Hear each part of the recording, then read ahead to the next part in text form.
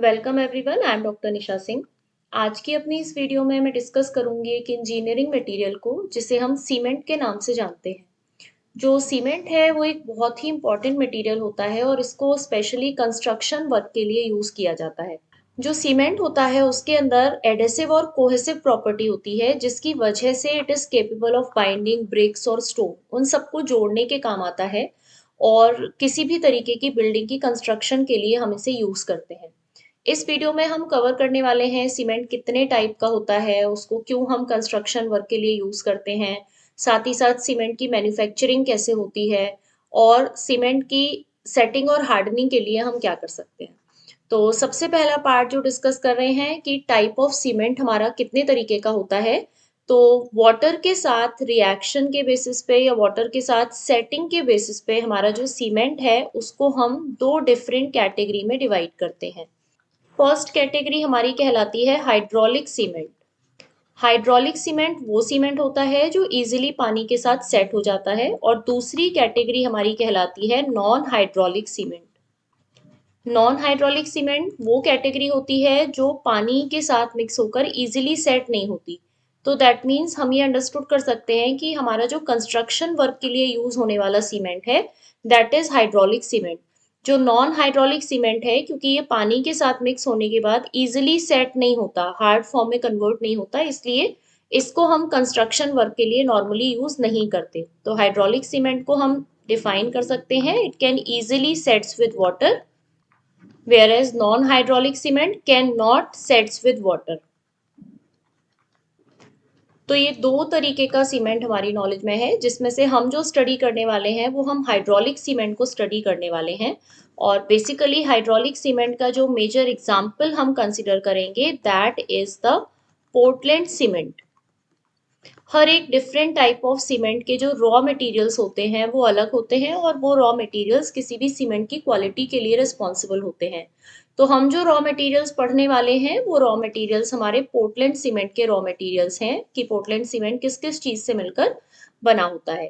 तो सीमेंट के raw materials को हम टोटल तीन डिफरेंट कैटेगरी में डिवाइड करते हैं। तो सबसे पहला जो रॉ मटेरियल हम यूज करते हैं उसको हम कहते हैं कैलकेरियस मटेरियल्स। जो कैलकेरियस मटेरियल्स होते हैं ये लाइम सप्लाई करते हैं। एग्जाम्पल के लिए हम इसमें काउंट कर सकते हैं जैसे कि लाइम स्टोन है, सीमेंट रॉक है, या चौक है, शेल्स हैं, वेस्ट कैल्शियम कार्बोनेट है। ये सभी हमारे लाइम के सोर्स होते हैं और इन सबको हम कैलकेरियस मटेरियल के नाम से जानते हैं। जो दूसरा रॉ मटेरियल होता है वो दूसरा रॉ मटेरियल कहलाता है आर्जिलेशियस मटेरियल। जो आर्जिलेशियस मटेरियल्स होते हैं ये सप्लाई करते हैं सिलिका, एल्यूमिना और आयरन ऑक्साइड। इसके भी डिफरेंट एग्जाम्पल हम काउंट कर सकते हैं, जैसे कि क्ले है, जैसे कि शेल है। जो शेल है वो क्ले मिनरल्स क्वार्ट्ज का मिलकर बना हुआ एक कॉम्बिनेशन होता है सेडिमेंट्री रॉक का। इसी तरीके से हम स्लैग यूज कर सकते हैं। जो स्लैग है ये बेसिकली मेटल ऑक्साइड और सिलिकॉन डाइऑक्साइड का मिक्सचर होता है, तो ये भी एक हमारा रॉक मटेरियल है। इसके साथ साथ हम सिलिका सैंड यूज कर सकते हैं, और सिलिका सैंड के अलावा हम स्लेट भी यूज कर सकते हैं। ये सभी हमारे सिलिका, एल्यूमिना और आयरन ऑक्साइड के सोर्सेज होते हैं डिफरेंट काइंड ऑफ ओर्स की फॉर्म में। ये दो मटेरियल्स मिलकर सीमेंट के मेन रॉ मटेरियल की फॉर्मेशन करते हैं। लेकिन एक तीसरा मटेरियल है, जब तक उस मटेरियल को हम यूज नहीं करते तब तक हमारा जो सीमेंट है वो प्रॉपर वर्किंग एप्लीकेशन के लिए तैयार नहीं होता। तो जो थर्ड मटेरियल हम यूज करते हैं दैट इज जिप्सम। जिप्सम हमारे सीमेंट की मैन्युफैक्चरिंग में बहुत ही इंपॉर्टेंट रोल प्ले करता है, क्योंकि जो जिप्सम है उसी की वजह से हमारे सीमेंट की सेटिंग हार्डनिंग जो है उसका टाइम इंक्रीज होता है। अदरवाइज जैसे ही हम कैलकेरियस और आर्जिलेशियस मटेरियल से बने हुए सीमेंट के अंदर पानी ऐड करेंगे तो वो तुरंत सॉलिडिफाई हो जाता है, और अगर वो तुरंत सॉलिडिफाई हो जाएगा तो हम उसको कंस्ट्रक्शन वर्क के लिए यूज नहीं कर सकते। तो इसलिए हम अपने सीमेंट के रॉ मटेरियल्स के साथ में एक तीसरा मटेरियल यूज करते हैं which is known as gypsum, या इन शॉर्ट हम इसको पीओपी की फॉर्म में भी यूज कर सकते हैं which is hemi hydrated form of gypsum. ये जो मटेरियल है जब इसको हम अपने सीमेंट के साथ मिक्स करते हैं तो ये सीमेंट के सेटिंग हार्डनिंग के टाइम को इंक्रीज करता है, और इतना इंक्रीज करता है ताकि हम उसको किसी भी सरफेस पर अप्लाई कर सकें, जिससे कि कोई भी कंस्ट्रक्शन वर्क किया जा सके। तो आगे देखते हैं रॉ मटेरियल्स के बाद में अगली हेडिंग जो हम लेकर चलेंगे, दैट इज द प्रोसेस या मैन्युफैक्चरिंग ऑफ सीमेंट। जो मैन्युफैक्चरिंग प्रोसेस है, इस प्रोसेस को भी हम 3 डिफरेंट स्टेप्स में पूरा करते हैं, जिसमें पहला पार्ट हमारा होता है मिक्सिंग, दूसरा पार्ट होता है बर्निंग और तीसरा पार्ट होता है ग्राइंडिंग। तो पहले पार्ट से स्टार्ट कर रहे हैं, that is the procedure of mixing. Mixing का मतलब है कि हमारे पास जो रॉ मटेरियल्स हैं, उन रॉ मटेरियल्स को हम आपस में मिक्स करते हैं। रॉ मटेरियल्स में हमारे पास कैलकेरियस मटेरियल्स और आर्जिलेशियस मटेरियल्स हैं। तो मिक्सिंग को बेसिकली हम दो डिफरेंट कैटेगरी की फॉर्म में डिवाइड कर सकते हैं। एक होती है हमारे पास ड्राई मिक्सिंग, और एक दूसरी कैटेगरी हमारे पास होती है वेट मिक्सिंग की। तो जैसा कि हमें नाम से भी समझ में आ रहा है कि ड्राई मिक्सिंग में हम ड्राई पाउडर फॉर्मेशन करेंगे और वेट मिक्सिंग में कहीं ना कहीं एक पेस्ट या स्लरी की फॉर्मेशन होगी। तो ड्राई और वेट मिक्सिंग को समझने के लिए हम एक छोटा सा रे डायग्राम यूज कर रहे हैं, एक फ्लो चार्ट यूज कर रहे हैं। इसको हम थ्योरी की फॉर्म में काउंट नहीं कर रहे हैं। तो सबसे पहले जो ड्राई मिक्सिंग है उसकी बात कर लेते हैं। तो हमारे दो रॉ मटेरियल्स हैं, एक है हमारे कैलकेरियस मटेरियल्स और दूसरे हैं हमारे आर्जिलेशियस मटेरियल्स। ड्राई मिक्सिंग में इन दोनों ही मटेरियल्स की पहले स्टेप में हम करते हैं क्रशिंग। तो that is all these two materials have been crushed, और आफ्टर क्रशिंग इनको हम एक स्टोरेज साइलॉस में स्टोर करते हैं।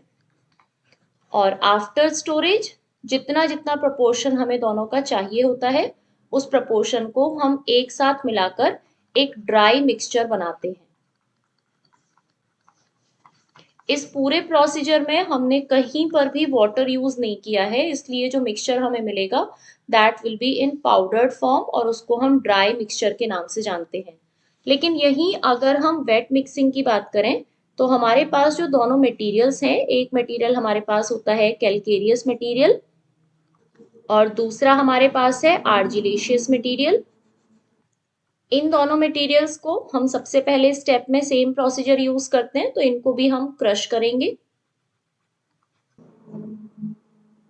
दोनों मटेरियल्स को क्रश करने के साथ ही हम इसमें ऐड ऑन करते हैं वाटर, यानी हम इस क्रशिंग के प्रोसेस में वाटर ऐड करेंगे, जिस वाटर को ऐड करने से जो पाउडर हमारा बन रहा था वो पाउडर हमारा एक स्लरी की फॉर्म में या एक पेस्ट की फॉर्म में कन्वर्ट हो जाता है। तो ये जो क्रश्ड मटेरियल है हमारा, वाटर पास होने के बाद इसको हम वॉश्ड मटेरियल की फॉर्म में कन्वर्ट कर रहे हैं, और ये वॉश्ड मटेरियल एक स्लरी की फॉर्म में स्टोर हो रहा है।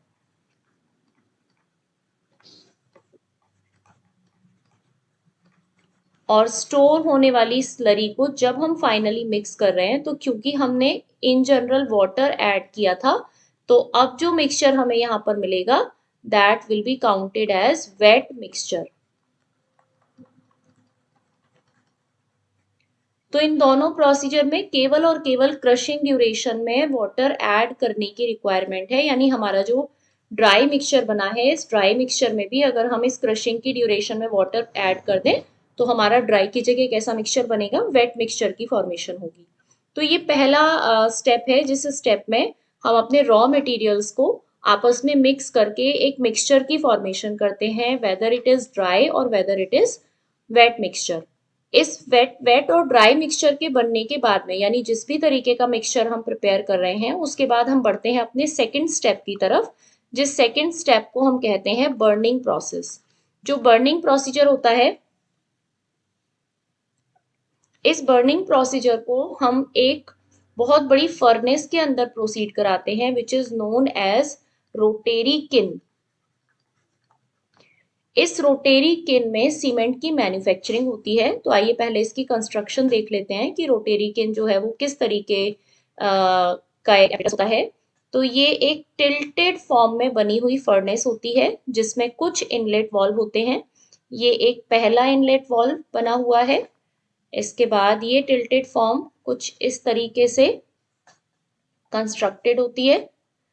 जिसमें जो एंडिंग पार्ट है ये हमारे एक और छोटे इनलेट वॉल्व के साथ में कनेक्टेड होता है।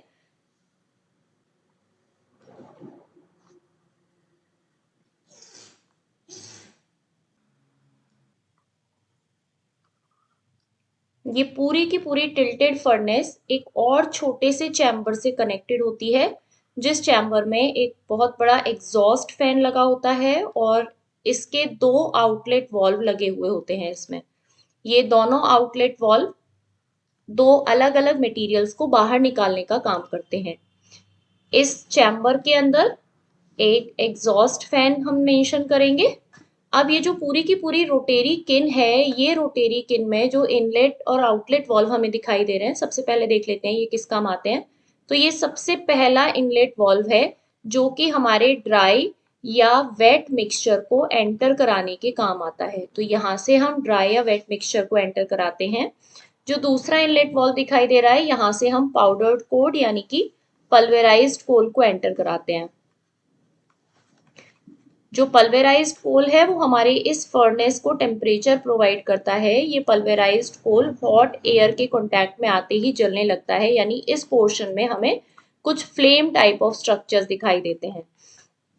जैसे जैसे ये पल्वेराइज्ड कोल जलता है, ये पल्वेराइज्ड कोल हमारे इस पूरे रोटेरी किन के टेम्परेचर को मेंटेन करता है और इसको हम टेम्परेचर के बेसिस पे टोटल 3 डिफरेंट पार्ट में डिवाइड करते हैं, जिसमें से सबसे पहला पार्ट हमारा कहलाता है ड्राइंग जोन। जो ड्राइंग जोन होता है इसका टेम्परेचर होता है लगभग 400 डिग्री सेल्सियस और ये ड्राइंग जोन केवल और केवल सारे मॉइस्चर को और वॉलेटाइल मैटर्स को रिमूव करने का काम करता है, जो कि डिफरेंट टाइप ऑफ गैसेस की फॉर्म में और different type of solid substance यानी डस्ट की फॉर्म में हमारे इस एग्जॉस्ट चैम्बर से बाहर निकल जाता है। जो सेकेंड जोन होता है, इस सेकेंड जोन को हम कहते हैं कैल्सिनेशन जोन। इस कैल्सिनेशन जोन में आकर हमारी रिएक्शन स्टार्ट होती हैं और पहली रिएक्शन प्रोसीड होती है जिसमें कैल्शियम ऑक्साइड की फॉर्मेशन होती है, टेम्परेचर लगभग 1000 डिग्री सेल्सियस। और तीसरा जोन हमारा कहलाता है क्लिंकरिंग जोन, जहां पर मेन सीमेंट क्लिंकर की फॉर्मेशन होती है और इसका जो टेम्परेचर होता है वो लगभग 15 टू 1700 डिग्री सेल्सियस होता है। इस क्लिंकरिंग जोन तक आते आते हमारा जो सीमेंट फॉर्मेशन हुई या सीमेंट क्लिंकर बना, वो सीमेंट क्लिंकर लिक्विड मॉल्टन फॉर्म में होता है। तो इसके आउटलेट वॉल से एक तरफ हम एंटर कराते हैं कोल्ड एयर। जैसे जैसे इस कोल्ड एयर के कांटेक्ट में हमारा मॉल्टन सीमेंट आता है, वो कन्वर्ट होता जाता है सॉलिड सीमेंट क्लिंकर की फॉर्म में, जिसको हम पैलेट्स की फॉर्म में इकट्ठा कर लेते हैं। तो यहाँ से हमें फाइनली मिलता है हमारा सीमेंट क्लिंकर। एक बार फिर से देख लेते हैं। सबसे पहले हमने ड्राई वेट मिक्स को एंटर कराया, एक तरफ से पल्वेराइज्ड कोल को एंटर कराया हॉट एयर के साथ, जिससे कि यहाँ पर फ्लेम की फॉर्मेशन होती है। फ्लेम इस पूरे रोटेरी किन के टेम्परेचर को मेंटेन करती है। ड्राइंग जोन का टेम्परेचर 400, कैल्सिनेशन जोन का टेम्परेचर 1000 और क्लिंकरिंग जोन का टेम्परेचर 1700 डिग्री सेल्सियस की रेंज में होता है। इसमें एक चैम्बर प्रेजेंट होता है जो कि गैसेस और डस्ट को बाहर निकालने का काम करता है। आउटलेट वॉल से हम कोल्ड एयर एंटर कराते हैं, जिससे मॉल्टन सीमेंट सॉलिड सीमेंट क्लिंकर की फॉर्म में कन्वर्ट होता है। इस पूरी की पूरी फर्नेस को हम जानते हैं रोटेरी किन के नाम से। This whole furnace is known as rotary kiln, जो कि मैन्युफैक्चरिंग ऑफ सीमेंट के लिए यूज हो रही है। तो ये तो हमने ब्रीफ में समझा कि किस तरीके का इसका स्ट्रक्चर होता है। अब ये जो तीनों डिफरेंट जोन हैं, इन तीनों जोन्स में कुछ टाइप ऑफ रिएक्शंस प्रोसीड होती हैं। तो वन बाय वन इन जोन्स को डिस्कस कर रहे हैं। सबसे पहला जो जोन हमारे पास है that is known as drying zone. जो ड्राइंग जोन है, इस ड्राइंग जोन में जो टेम्परेचर है वो लगभग 400 डिग्री सेल्सियस की रेंज में होता है। The temperature is near about 400 degree Celsius. और ये ड्राइंग जोन क्या काम करता है, ये केवल और केवल सेपरेशन का काम करता है सारे के सारे वॉलेटाइल मैटर का, और साथ में जितने भी डस्ट पार्टिकल्स होते हैं उनको ये सेपरेट करने का काम करता है। यानी यहाँ पर हमारी एज सच कोई सीमेंट मैन्युफैक्चरिंग की रिएक्शन प्रोसीड नहीं हो रही है, बल्कि ये सारे वॉलेटाइल मैटर्स को रिमूव करने का काम कर रहा है। इसके बाद जो दूसरा जोन होता है, यहाँ से हमारी सीमेंट मैन्युफैक्चरिंग की रिएक्शन शुरू होती है, जिसको हम कहते हैं कैल्सिनेशन जोन। इस कैल्सिनेशन जोन का जो टेम्परेचर होता है वो लगभग लगभग 1000 डिग्री सेल्सियस होता है। और इस कैल्सिनेशन जोन में बेसिकली हमारी जो पहली रिएक्शन है वो पहली रिएक्शन स्टार्ट होती है, जिसमें जितना भी हमारे पास कैल्शियम कार्बोनेट प्रेजेंट होता है, यानी जितना भी लाइमस्टोन प्रेजेंट होता है, वो लाइमस्टोन डिकम्पोज होता है कैल्शियम ऑक्साइड और कार्बन डाइऑक्साइड की फॉर्म में। इस कैल्शियम ऑक्साइड की formation is the main reaction of manufacturing of cement. यही कैल्शियम ऑक्साइड आगे जाकर तीसरे जोन में रिएक्शन करके सीमेंट क्लिंकर की फॉर्मेशन करता है। तो थर्ड जोन हमारा कहलाता है क्लिंकरिंग जोन। क्लिंकरिंग जोन का जो टेम्परेचर है that is near about 1700 degree Celsius. और इस जोन में जो रिएक्शन प्रोसीड होती हैं उसमें बेसिकली हमारा लाइम और क्ले आपस में रिएक्ट करता है, that is reaction of lime and clay. और इससे पहले वाले जोन में हमारे पास जितना भी लाइमस्टोन है वो कैल्शियम ऑक्साइड में डिकम्पोज होता है। तो क्लिंकरिंग जोन की जो रिएक्शंस हैं वो कुछ इस तरीके से प्रोसीड होती हैं। सबसे पहले दो molecules of calcium oxide react करते हैं सिलिकॉन डाइऑक्साइड के साथ और कन्वर्ट हो जाते हैं 2CaO.SiO2, जिसको हम कहते हैं डाई कैल्शियम सिलिकेट। इस डाई कैल्शियम सिलिकेट को हम C2S से भी रिप्रेजेंट कर सकते हैं। इसके बाद अगली रिएक्शन होती है जिसमें 3 molecules of calcium oxide react करते हैं सिलिकॉन डाइऑक्साइड के साथ, और यहाँ पर 3 मॉलिक्यूल्स के साथ कन्वर्जन होता है ट्राई कैल्शियम सिलिकेट का। इसको हम रिप्रेजेंट कर सकते हैं C3S से। फिर फर्दर तीसरी रिएक्शन प्रोसीड होती है जिसमें 3 molecules of calcium oxide react करते हैं एल्यूमिना के साथ, यानी एल्यूमिनियम ऑक्साइड के साथ, और रिएक्ट करके बनाते हैं 3CaO.Al2O3। ये रिएक्शंस हमारी बहुत सिंपल हैं, बस हमें मेन जो मटेरियल है वो याद रखना है और उनको सिंपली डॉट के साथ ऐड करके लिख देना है। जो बनने वाला कंपाउंड है this is known as tri calcium aluminate, जिसको हम रिप्रेजेंट करते हैं C3A से। और बेसिकली ये C3A is responsible for early setting and hardening of cement, जिसको हम आगे और डिटेल में पढ़ने वाले हैं। इसके बाद हमारी जो फोर्थ रिएक्शन होती है उस फोर्थ रिएक्शन में कैल्शियम ऑक्साइड रिएक्ट करता है एल्यूमिना के साथ और साथ में आयरन ऑक्साइड के साथ में रिएक्ट करता है, और तीनों को हम कंबाइंड फॉर्म में लिखते हैं विच इज 4CaO.Al2O3.Fe2O3। और जो बनने वाला प्रोडक्ट है ये प्रोडक्ट हमारा कहलाता है टेट्रा कैल्शियम एल्यूमिनोफेराइट, जिसको हम C4AF के नाम से भी रिप्रेजेंट कर सकते हैं। तो ये टोटल 4 रिएक्शंस हमारी होती हैं क्लिंकरिंग जोन में, जिसमें die calcium silicate, try calcium silicate, try calcium aluminate और टेट्रा कैल्शियम एल्यूमिनोफेराइट की फॉर्मेशन होती है। ये चारों कंबाइंड फॉर्म में कहलाते हैं सीमेंट क्लिंकर। यानी ये जितना भी मटेरियल हमारा फॉर्म हुआ है इस पूरे के पूरे मटेरियल को कंबाइंड फॉर्म में हम काउंट करते हैं एज ए सीमेंट क्लिंकर।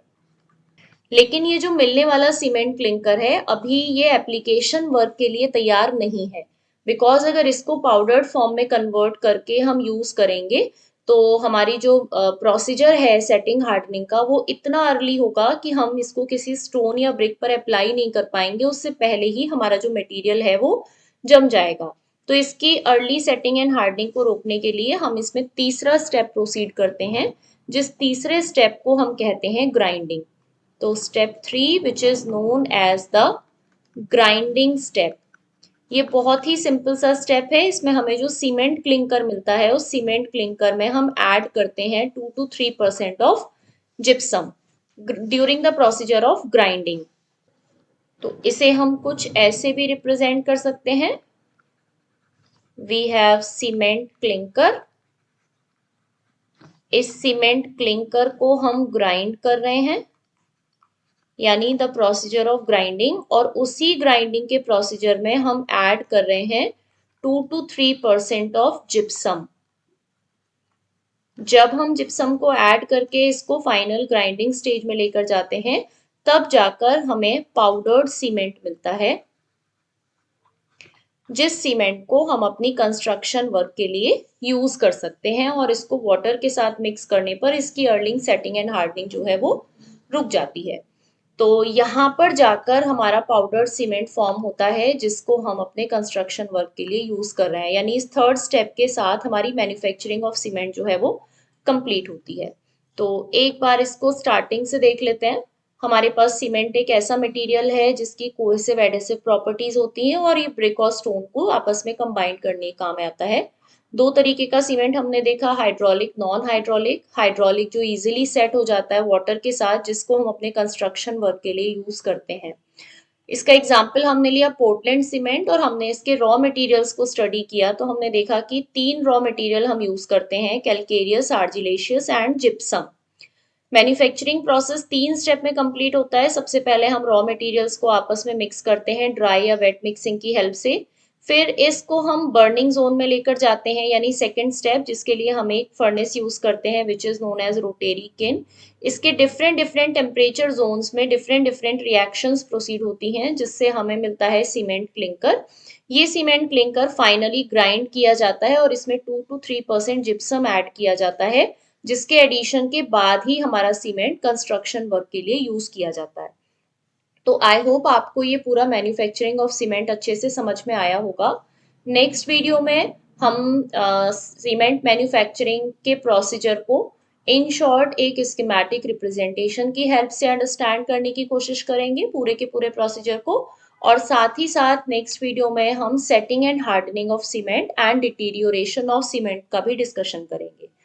तो तब तक के लिए thank you so much. If you are having any query और सजेशन, तो आप उसको कमेंट बॉक्स में मेंशन कर सकते हैं। Thank you.